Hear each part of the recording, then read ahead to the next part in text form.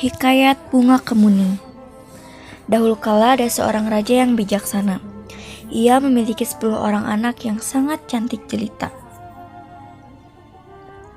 Tetapi karena sang raja sangat sibuk, ia tidak sempat mendidik mereka dengan baik dan terpaksa menyerahkan kepada inang pengasuhnya. Ternyata sang inang pengasuh pun tidak sanggup, hanya si bungsulah yaitu Putri Kuning yang menjadi anak baik, riang dan ramah pada semua orang, sedangkan kakaknya menjadi anak yang malas hanya bermain dan bertengkar. Pada suatu hari, sang raja hendak berkunjung ke kerajaan lain. Untuk itu, ia mengumpulkan putrinya dan berkata, "Aku hendak pergi ke kerajaan lain selama berminggu-minggu. Buah tangan apa yang kalian inginkan?" Tanpa menimbang-nimbang, kakaknya menjawab, "Aku ingin perhiasan yang mahal." Hanya Putri Kuning yang menjawab, "Aku hanya ingin ayah kembali dengan selamat."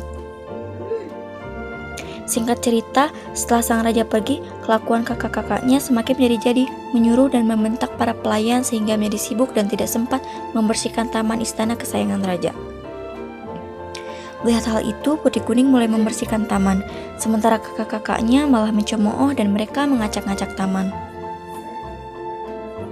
Ketika sang raja pulang, hanya Putri Kuninglah yang menyambut sambil berjalan menuju teras. Sang raja berkata, "Anakku, ayah hanya dapat memberimu sebuah kalung batu hijau. Karena kalung batu kuning, ayah tak dapat menemukannya."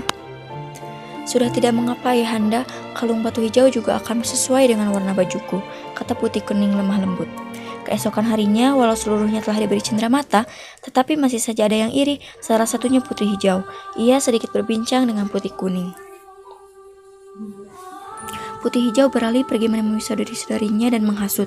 Mendengar hasutan Putri Hijau, mereka menjadi panas hati dan bersepakat untuk merampas kalung dari Putri Kuning. Kesembilan adik-beradik tersebut lalu menemui Putri Kuning. Setelah bertemu, mereka memaksa untuk menyerahkan kalungnya. Tentu saja ia menolak dan akhirnya terjadilah perkelahian hingga kepalanya terkena pukulan dan meninggal saat itu juga.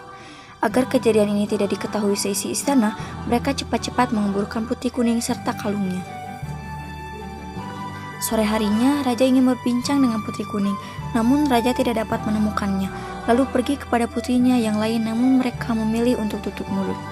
Khawatir dengan keberadaan Putri Kuning, raja meminta para pengawal untuk mencari, namun sudah berminggu-minggu dicari tetap nihil juga karena telah dikubur dengan sangat rapi oleh saudari-saudarinya.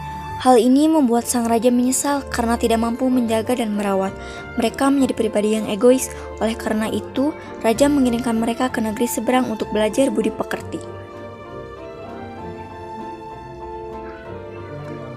Beberapa minggu setelahnya, raja melihat ada tumbuhan.